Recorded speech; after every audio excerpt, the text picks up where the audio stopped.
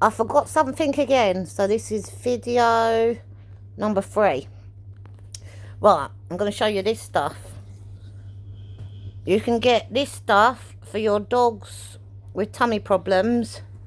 My camera's doing weird stuff. You can figure out the writing.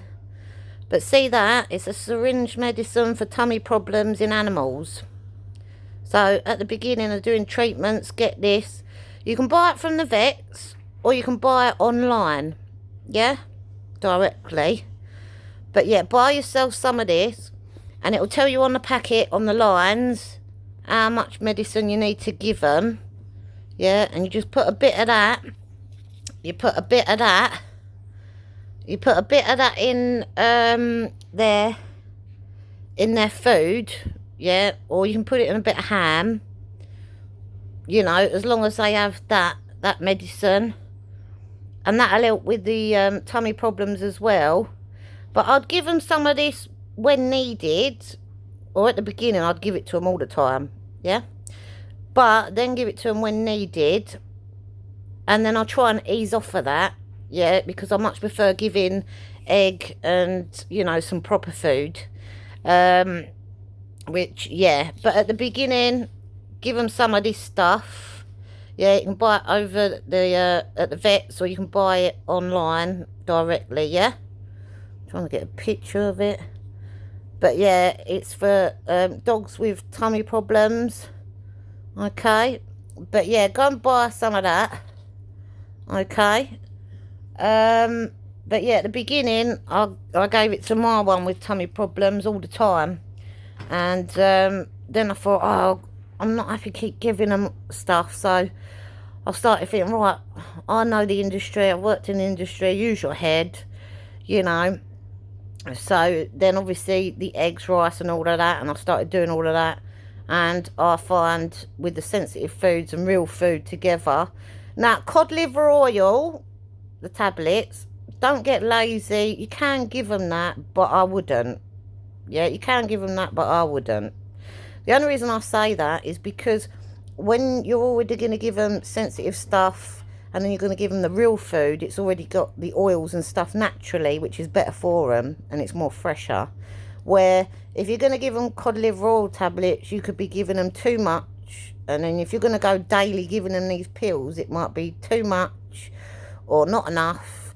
And if you do it naturally in your cooking, you're always going to be giving them the right amount.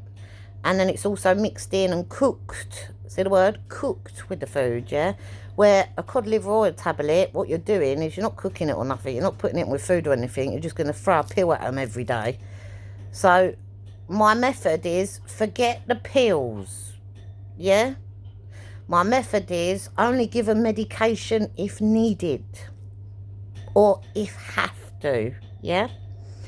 Otherwise, my motto is don't do it. Right? Sometimes you'll find some of the best ones are cooking it, really doing it, and doing it right, yeah? But if you really need to use the medicines, go for the medicines, yeah? But anyways, get yourself some of this. And like I say, you can buy it from the vets or you can buy it online direct, yeah? It's a medicine for the tummy. Right, I nearly forgot that one. So that's why I've got to put that one in. But like I say, I don't need to use this one as much. Yeah, I don't have to use this one as much like I did at the beginning and here and there. Now, because I use eggs and all of that, and I'm doing all the flora light butter and the mushrooms, and while I'm doing all of that, as well as I give them the sensitive dry food biscuits. I can't emphasise enough, I actually like WAG biscuits. One, because it's more affordable. Two, because it's still for sensitive animals' tummies. And also it's still good all round. But I prefer the WAG sensitive. Not just that, when you see all these other ones selling all this expensive stuff, as much as it's like supposed to be top of the range and the best and this, that and the other, you're putting your prices up too high. As much as everybody'd like to buy it, yeah, you're not really taking into consideration that the people, the public that have fur babies with ongoing stuff, you're making it even more costly. So you imagine by the time you've got the vets making you pay all that money out, now you're putting higher price tags on the food and making people pay that money out, and then people are just going to dump the animals because it's a lot easier again, and then buy new animals. So you're not really helping the problem. You're making it worse for everybody in industries. So if you was to make it more affordable like the WAG company does, and they're very smart and very clever, because when you think about how many people will buy it, and they'll get more people buying it, and they'll still be in profit and make money always. So WAG, thumbs up, you're very clever.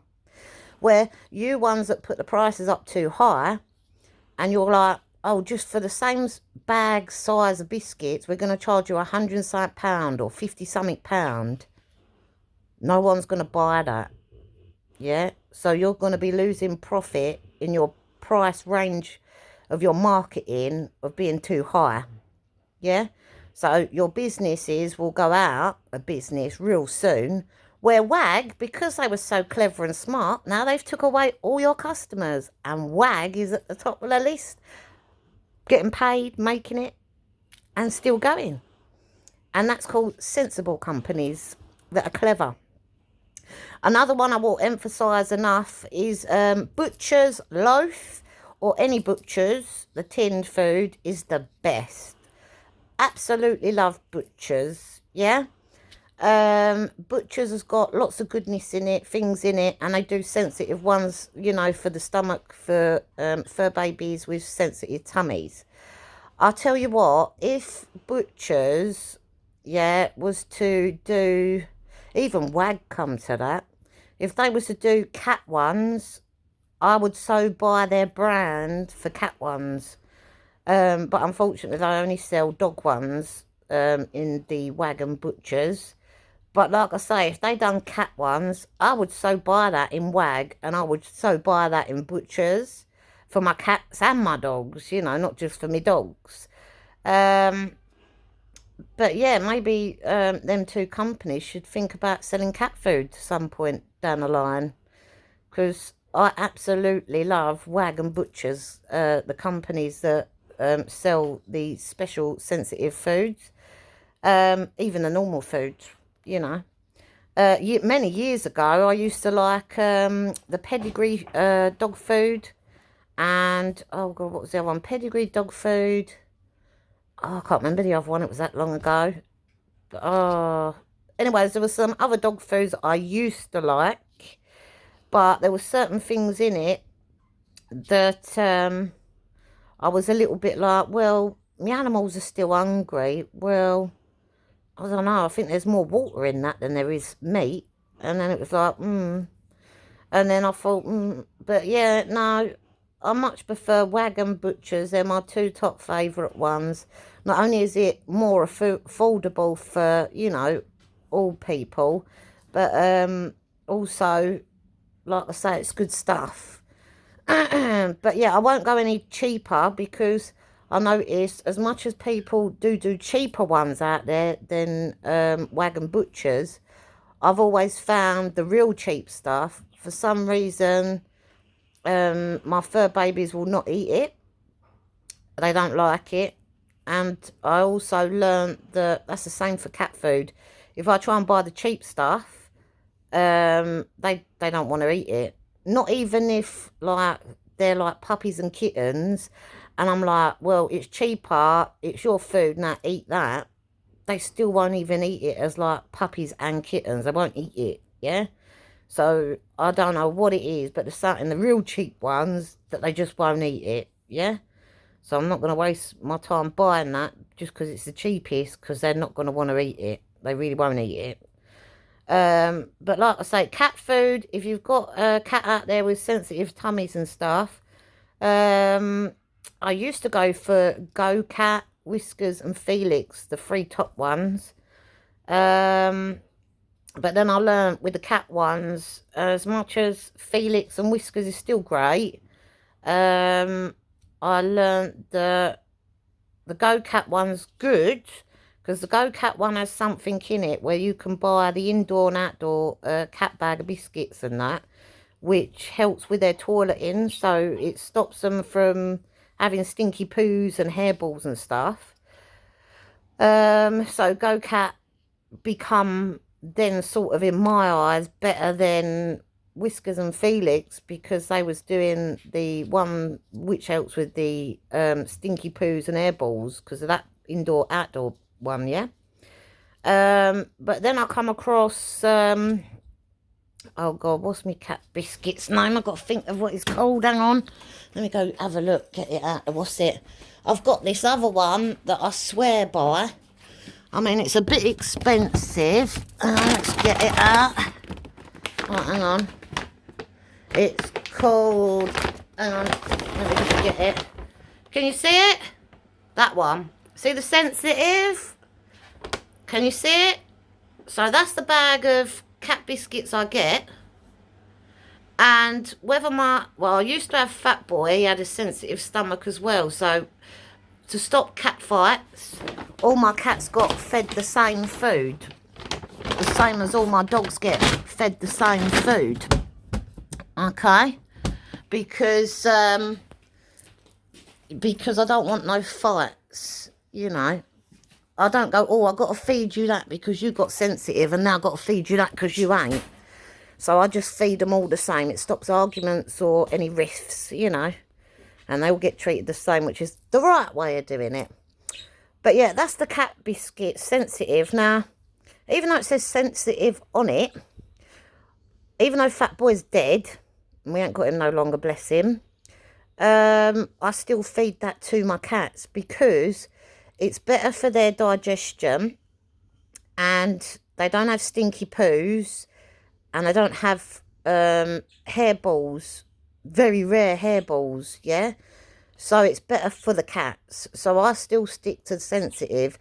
It's not the cheapest, it's not the most expensive, but it's like in between the two, and it's still better for your cats, right? So I'm bigging up them ones.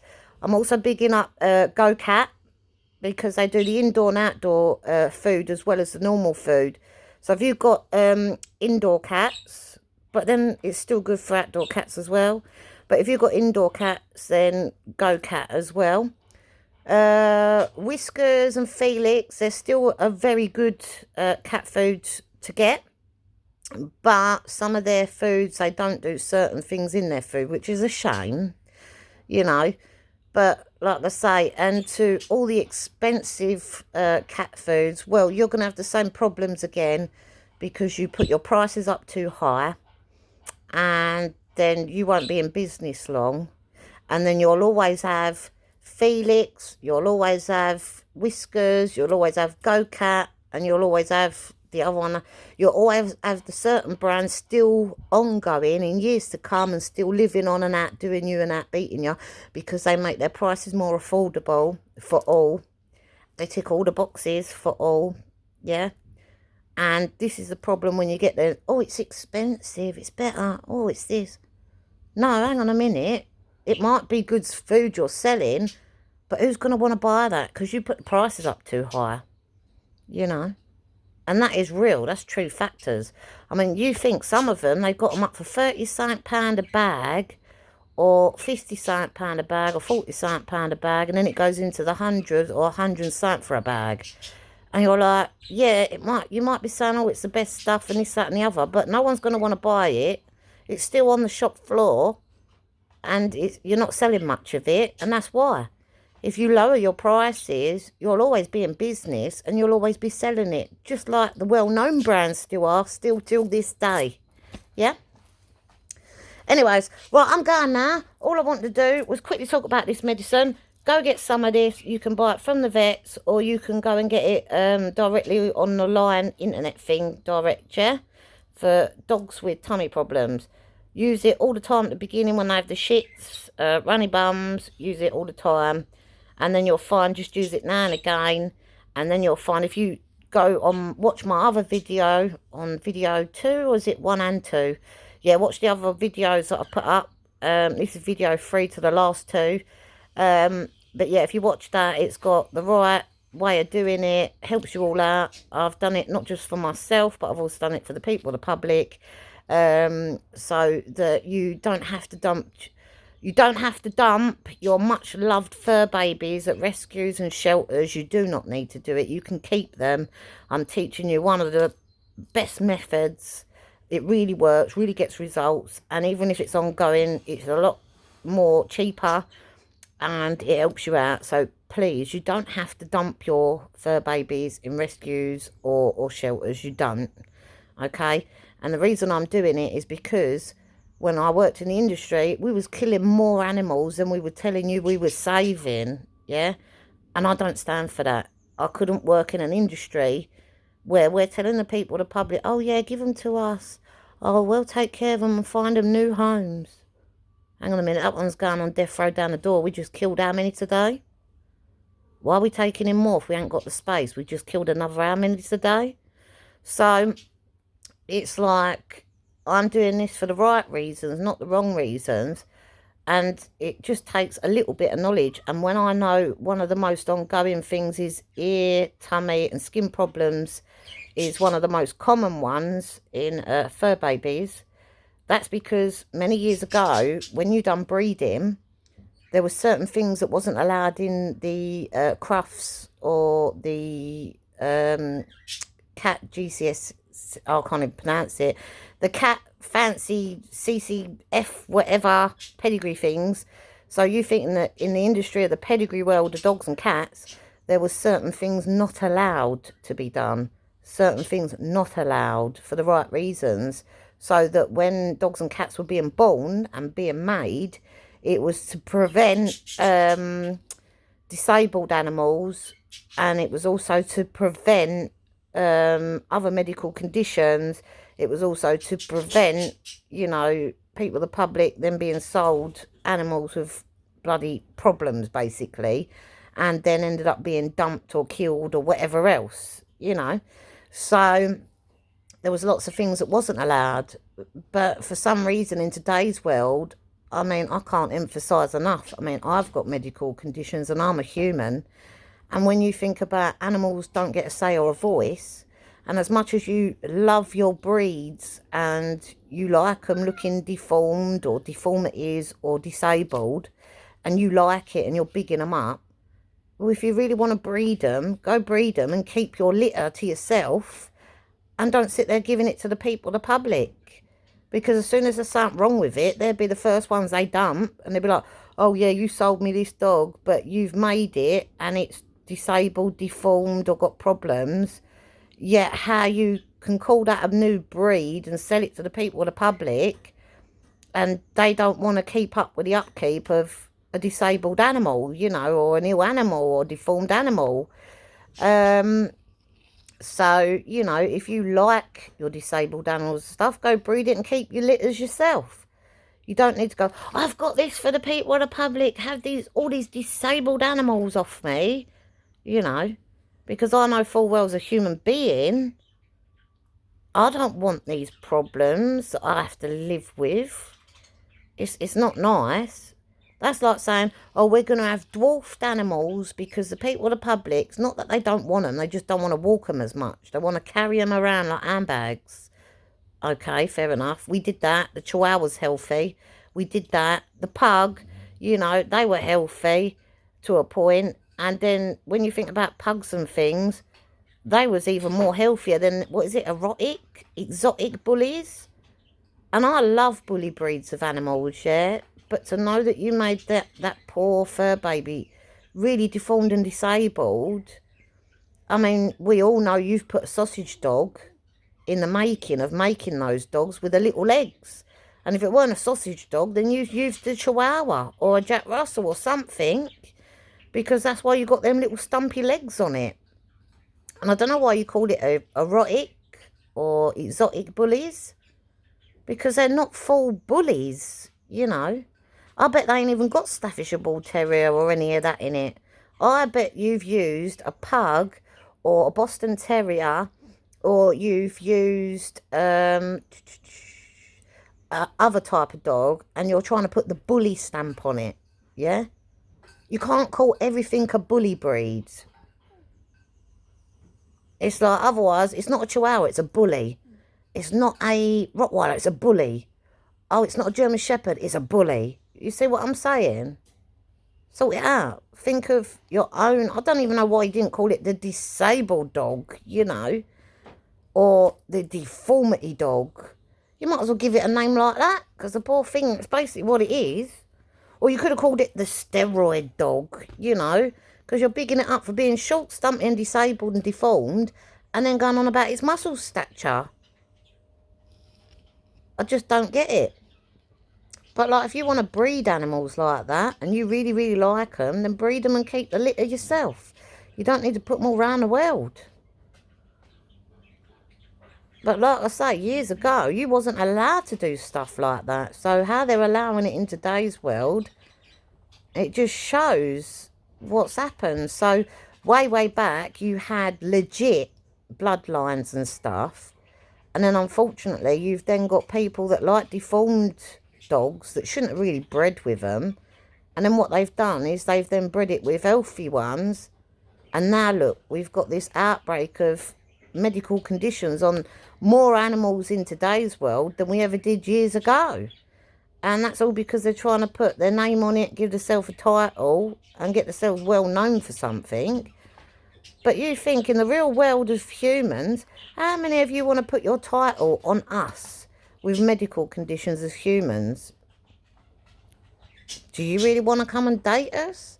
Do you really want to come and be genuine and have a disabled person in your life that's human? No, you don't. And if you do, then we all know what ones you are. You come round because you want to try and make it and climb the ladder, or because nobody else will want you, or because you got what down there? Oh, or whatever else. You need a psychiatrist? There's doctors that get paid for that. Oh, what else is it? So, like I say, that's another kettle of fish and a different, real, true story, that. But you think of it like that. So that's what's happening in the animal industry. And as much as your little dogs look really cute and adorable, yeah, you're not really thinking about the outcome of, like, their legs and breathing. I mean, when summertime comes, that noise, you know, and certain things was being outbred and not allowed to be bred for certain reasons. But yeah, it's all right saying they're adorable and they're beautiful and all of that.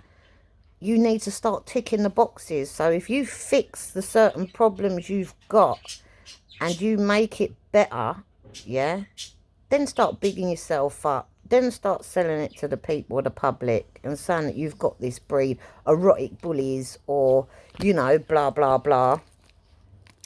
But right now, I think it's something that could have been done without adding to the list of many, you know, on top.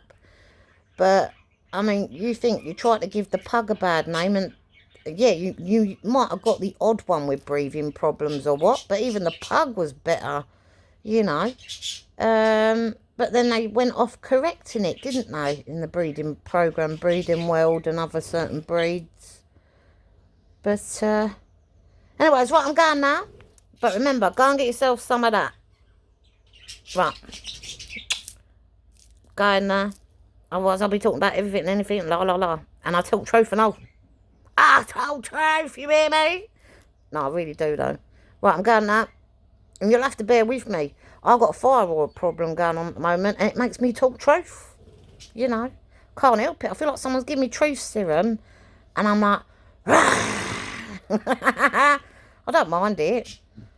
At least I'm telling the truth, but at the same time, and another light is pissing me off. I just imagine if I go, I'm going to tell lies, lies, lies, lies. Cool, that would be funny. I wish I fucking did. It's horrible. It's like having a thyroid problem. It's like I had truth serum and I can't stop telling the truth. Anyways, in this, I don't care because I'm not doing anything against the law. I'm doing it for the people, the public. So, but yeah, so you don't have to dump your fur babies with ear, tummy and skin conditions. I've just gave you some real true tips, even about down to skin tags that they can get in younger days. Just remember that if they're young puppies, it's just skin tags from humping and stuff. Don't panic. But if you get other abnormalities and stuff like that, then please go to the vet, because then it can be something else. But in the younger days, and you know you bought them healthy, then it's just skin tags. Don't panic. Okay? But like I say, if it's not looking like skin tags and it starts looking like something else, then please go off to your vets, because it could be something else, okay? But I know in younger days, it's just skin tags. Nothing to be worried about. Right. Oh, and another thing. Fur babies can be born with extra nipples. And just like humans, extra nipples can be anywhere around the body that they're born with. Don't panic over that either. Alright? Because then it ain't skin tags. Then it's an extra nipple. Right. I'm going now. I just dropped it.